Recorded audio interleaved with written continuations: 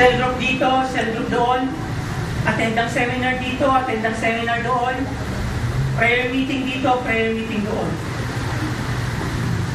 But, may kulang. We have abandoned our first love. Unang problema po, pwede ko bang i-generalize? Unang problema ng church na ito, I believe, so alam niyo po, ibinabasa ko yan. Ang una nag-repent, isa ko. Dahil nakita ko yung sarili ko sa pagiging ganyang klase. Yung talagang hands-on ka sa lahat ng bagay. Diba? Talagang organized ka. Gusto mong lahat ay maayos. Pero dumating sa point na na-burn out din because, Lord, ano bang ginagawa ko? Ano bang sense ng ginagawa ko? Ikaw ba'y nalulugod pa? Although naglilingkod, nagpapagod, nagpe-persevere, pero hindi yan nasabi ko, Lord, nalulugod ka ba? At meron na lang pumotak sa akin yun. Ibig sabihin, hindi nalulugod ang Lord. Hindi nalulugod. First problem, naglilingkod po tayo, subalit pabaya. No, kaya may comparison po tayo During that time, Efeso, ganyan. During that time, ito tayo. Efeso din tayo. Naglilingkod tayo, subalit pabaya. Una po, kung bakit po tayo naging pabaya, is ito. Naging pabaya po tayo sa pinagkatiwala ni Jesus. At ayun po yung mga tao na minsan nang tumanggap kay Kristo. Minsan nang nakapasok sa ating pong tinatawag na pananampalataya. Subalit hindi po tayo naging aware sa ganung bagay. At sila po ay umalis, nakawala, namatay, at bumalik sa dating buhay. Kung meron pong dapat sisihin, hindi po sila. Tayo po. Because we have abandoned our first love. Kaya nga yung isang piraso ng tinapay doon sa panaginip, ang halaga ay 200 piso at 50 pesos. Na kung ating ilalagay sa panahon natin ngayon, napakamura ng pandesal, binabaliwala, kapag merong natira, ano ginagawa? Pinapakain sa aso. Ay sabi ng Bible, dun sa Matthew, huwag mong ibibigay sa baboy yung mahalaga at importante. Yung pearl, huwag mong ibibigay sa baboy. At yun ang ginagawa po natin. Yung pinagkatiwala ni Jesus na importante sa Kanya, hindi natin talaga inaalagaan. Just for the sake na sinasabi natin, madami na tayo, nakaka-bless, ang daming bago, tulad na nakita ninyo, 10 mga kabataan na nag-EGR, nagbago, nagsuko ng buhay, then what's next? Ibig sabihin, meron naka-angla sa atin na meron malaking responsibility ni itong 10 kabataan na ito, pag hindi naalagaan, patay tayo. Mananagot na naman tayo kay Lord. Yung pinagkatiwala sa atin, dapat pinapahalagahan. Kung ikaw ay bibigyan ng isang malaking halagang pera, anong gagawin mo? Pawaldasin mo? Bibili ka ng kotse? Bibili ka ng pangkabuhayan? Bibili ka ng mga appliances na wala ka? Teka lang, tanungin natin, bakit mo ba ako pinagkatiwalaan, Lord? At yan ang tanong ng Lord sa atin ngayon. Bakit tayo pagkakatiwalaan ng Lord? Nabigyan ng maraming taong aalagaan.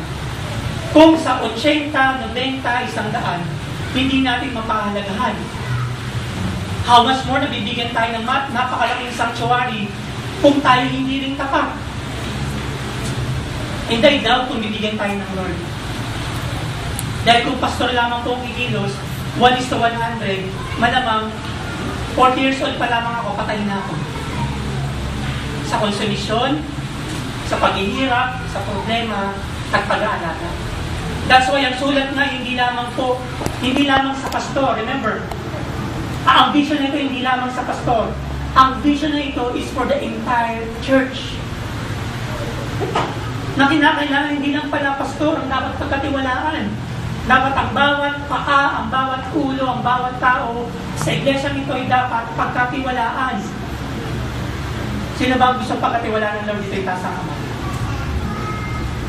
Sa kahit anong parte o aspeto ng buhay. Amen. Sa mga nataas. God sees your hearts and your hands, and He will honor it. Kaya nga kung babalikan ko nagkaroon ako ng inventory. Kung babalikan, ilan na bang isdang nakawala na nahuli na natin sa ating kain, na nilagay na natin sa banyera, kaya lang ginawa natin, hindi natin binantayan, ninakaw ng pusa.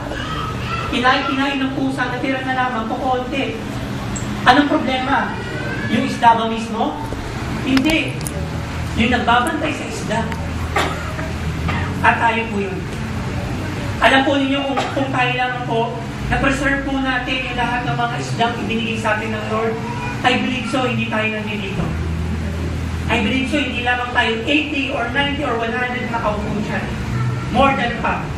Ibig sabihin, may problema. Gusto lang natin marami sa paningin, pero pagdating sa responsibility, teka lang, ayoko nun. Pangalawa, may problema talaga tayo kasi pabaya tayo pagdating sa pagpapalago sa ating sarili. Alam nyo, ibang klase itong mga nag-GGR na ito. Ang pinakabata, 13, ang pinakamatanda, 17. Tama ba ako? 17. At 12 pa lang, nagreklamo. Sige, 12. O, 12, ang pinakamatanda, 17. Pero sa pamamagitan ng kanilang pananalita, para silang hindi mga bata. Sapagkat sabi nila, hindi lang basta mababago ang buhay ko. Darating ang panahon, maglilingkod ako. Papapalago sa sarili. Yung iba, gustong manatili sa comfort zone. Dito na lang ako. Tama na sa akin yung atin-datin na lang. Tama na lang sa akin yung nasa usher na lang ako, ushering ministry. Okay na yun sa akin. O worship team, okay na yun. Pero remember, hindi po tayo lalago hanggang hindi po tayo dumadaan sa pagpapalago.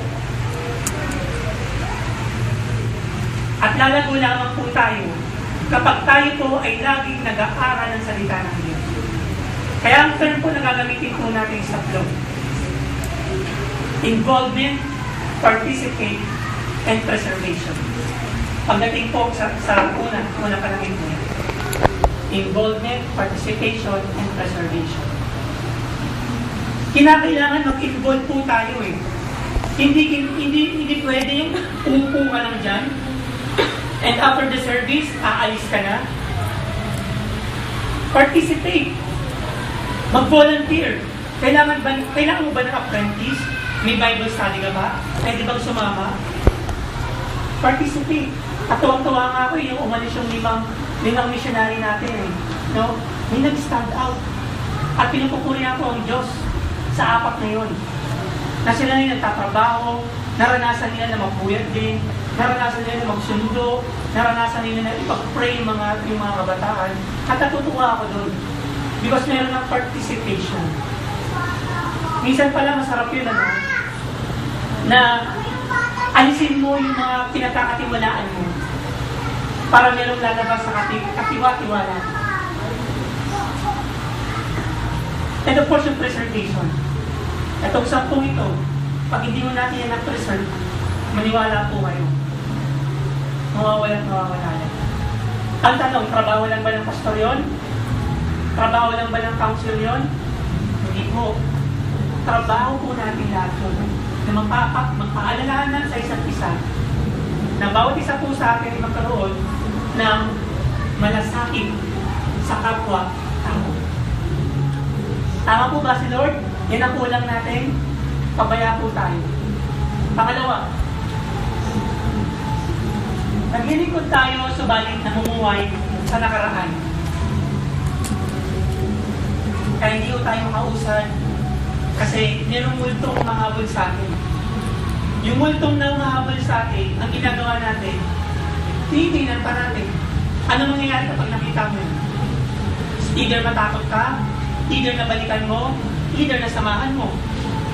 Kaya nga doon sa verse 6, kuya, pakitlas nga yung verse 6 ba yun? Verse 5.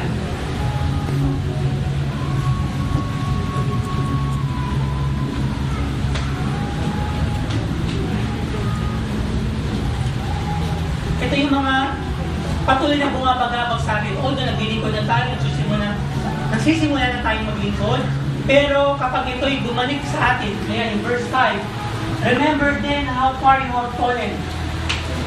Di ba, minsan binabalikan natin yung ating mga nakaraan? Teka, itong taong to, ginawan ako ng mali.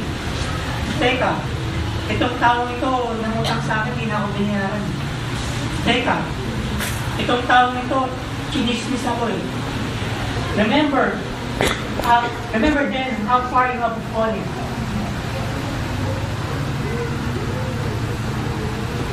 O kaya naman, minsan, meron tayong mga nakaligtaang mga kasalanan na binaliwala natin at hindi natin nahingi ng tawad.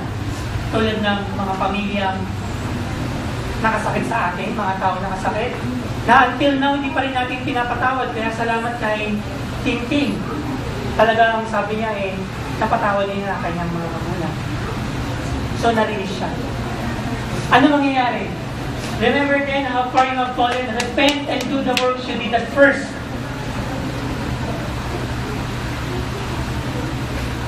Kung ano yung ginagawa mo dati, gawin mo din ngayon. Mamaya may bibigyan ang example mo. I will come to you and remove your lampstand from its place. Pag hindi daw po tayo nagbago, okay, this is for the entire church. Pastor, leaders, council, ordinary members, lahat po ito para sa akin. Sabi, kapag hindi daw po tayo nagbago, humingi ng tawad, ano gagawin? Tatanggalin po niya yung lampstand. By the way, ano ba yung lampstand? That is the light. At kapag natanggal po sa atin, yun ano mangyayari? Magiging weary tayo ulit, magiging magulo, magiging madilim ang ating buhay, magiging masalimuot. Pero ang pangako ng Panginoon, kapag ikaw ay nag-repent, hindi niya tatanggalin. You will be the salt and light of His word. And finally, third one. Kung naglilingkod tayo, subalit wala na yung unang pag-ibig. Wala na yung unang pag-ibig.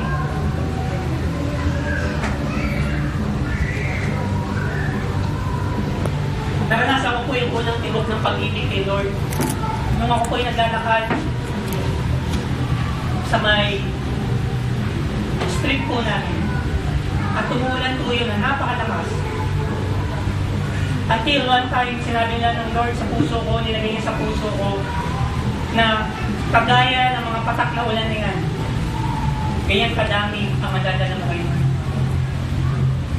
Ganyan kadami ang madadala mo kayo. Although, it is impossible na i-comprehend po natin numerically, pero isa lang po ibig sabihin po nun, multitude, madami. Na yung unang pag-ibig ko kay Kristo nung ako po ay nagsisimulang lumakad sa Kanya, makarinig lang ako ng aking paboritong kanta, iyak na ako agad. Makarinig lang ako ng salita ng Diyos, aktay agad. No? Kapag uwi ko sa bahay, ang gagawin ko, mag-pray, magbabasa ng Bible, mag-devotion, mag-journal. Bakit? First love eh. First love. Unang tibok ng pag-ibig mo. Diba yung mga kayo, nung kayo nagkaroon ng sa mga mag-boyfriend, girlfriend, diba, nung unang buwan ninyo, ikalawang buwan, ikatlong buwan, anong pakiramdam? Diba, sabi nyo, feels like heaven. Na talagang naglalakad ka sa cloud nine, na talagang yung pag-ibig mo sa Kanya ay hindi mo ma-explain. Diba? Ayun yung first love. Yung first love mo sa iyong asawa ng unang taon po ninyo. Diba? Grabe. At ganun din yung pag-ibig natin kay Lord nung tayo po yung unang nakakilala sa Kanya, unang naglingkod, unang naranasan yung presensya ng Panginoon, unang nabago yung ating buhay. Ang sarap ng pakiramdam.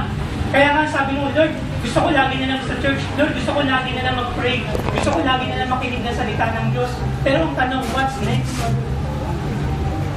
Paano sa mga susunod na panahon? Ganun pa din ba? Hindi eh. Kaya nga pinakita ng Lord yung vision sa Church of Ephesus at